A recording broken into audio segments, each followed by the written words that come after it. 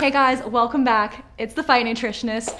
If you caught last week's video, we talked all about proteins, determining your needs, and the function of protein during pre, during, and post workouts. So today we're gonna follow that up with some more info on protein quality and the best source of protein to stimulate some muscle growth.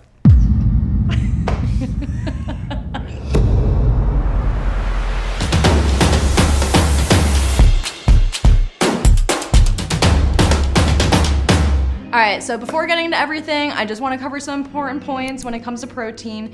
So one, in order to build new muscle tissue, we need all of our essential amino acids. The body uses 20 amino acids to make proteins, 7 which are essential, 9 in total, because some are conditionally essential, so it just kind of depends. Doses of essential amino acids in amounts of 6 to 15 grams with 2 to 3 grams servings of leucine seem to have the greatest effect in stimulating muscle protein synthesis. BCAAs, I know you guys have a lot of questions about this, but while BCAAs do stimulate muscle protein synthesis, to an extent, consumption of whole protein sources with all the essential amino acids do produce greater effects in muscle protein synthesis. So those are just some recaps.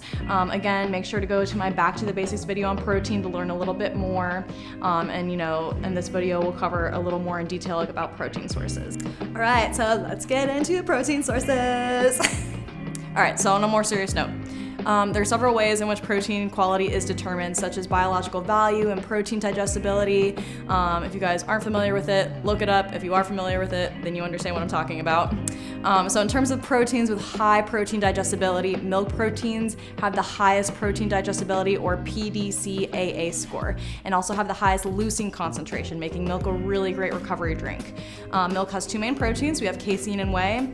Whey protein, again, if you watch my other videos, is digested and absorbed much more quickly than casein, making it better to consume after exercise, while casein is a little slower digesting. It's best to consume, later in the day or before bed, just because, again, it does take a little bit longer to digest, but does seem to have, increased rates of muscle protein synthesis over a longer period of time. So again, taking it at the end of the day is usually best.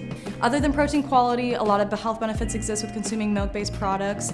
In milk, all proteins also play a role in improving sleep quality, enhance immune system responses, can help with cognitive performance when under stress, and even possess some antioxidant properties as well. Another really great benefit of whey protein is it can also bind iron and increase its absorption. All right, so continuing with, protein qualities, animal meats and eggs are also very high quality proteins. Egg proteins, like milk, have a very high amino acid content and a digestibility score. So research has shown that eggs in 20 to 40 gram doses significantly increase muscle protein synthesis. Eggs are also really high in vitamins and minerals such as B2, selenium, vitamin K, and choline, all really important to staying healthy and contribute to a lot of metabolic processes. Also contrary to popular belief, it has been disproven that the cholesterol content in eggs is correlated with coronary heart disease. And similarly, animal meats are also really rich in all the essential amino acids, which help contribute to muscle protein synthesis, and also contain high levels of different nutrients such as iron, B12, and folic acid, which can be really difficult to obtain if you're consuming strictly a plant-based diet. All right, another really great benefit of consuming animal-based products.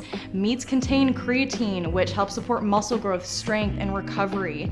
So for active individuals, a meat-based diet has really positive benefits. All right, what about for all my plant-based people out there? Because vegetarians are people too.